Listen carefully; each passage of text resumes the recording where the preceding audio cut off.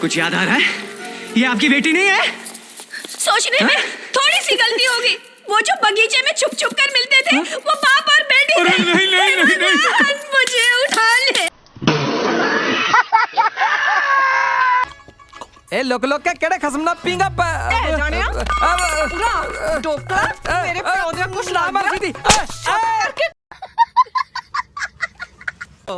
प्यो मार के मां ਨੂੰ ਤਾਂ ਆਪ ਫਾਂਸੀ ਚੜ ਗਿਆ ਮੁੰਡੇ ਨੂੰ ਇਸ਼ਕ ਚੜੇ ਨੇ दीदी तू को चुप बैठी है ਤੁਸੀਂ ਵੀ ਤਾਂ ਭੱਜ ਕੇ ਵਿਆਹ ਕਰਾਇਆ ਤੇ ਅਸੀਂ ਕਿਹੜਾ ਭੱਜ ਕੇ ਜ਼ਿਆਦਾ ਦੂਰ ਚਲੇ ਗਏ ਸੀ ਇੱਥੇ ਨੇੜੇ ਕਰਾ ਲਿਆ ਸੀ ਵਿਆਹ ਤੈਨੂੰ ਕਿਨੇ ਹਾਂ ਕਰ ਦਿੱਤੀ ਚਵਲਾ ਤੇਰੇ ਜੰਮਣ ਤੇ ਖੁਸਰੇ ਨੱਚਣ ਤੋਂ ਨਾ ਕਰ ਗਏ ਸੀ 2 दिन से मैं भी अब्बा जी ये सोचता रहा लेकिन यकीन करो ਤੁਹਾਡੇ ਪੁੱਤਰ ਤੇ ਰਹਿ ਗਈ ਹੈ ਉਹ ਫਿਰ ਨਹੀਂ ਹੋਣੀ ਹੈ अब्बा जी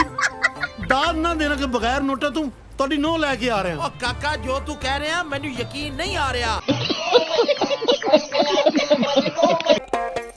मेरे दोस्त ने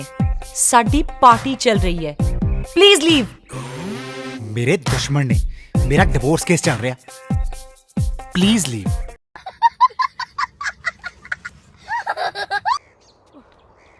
ओ जीजा जी मुंडा भी आजूगा तुसी ता कपड़े पा लो कि मुंडे ने आके थोड़ा नाला बनना है तेरी भैन ਨੂੰ ਬੜਾ ਸਮਝਾਇਆ ਨਾ ਜਾਣ ਦੇ ਨਲਾਇਕ ਨੂੰ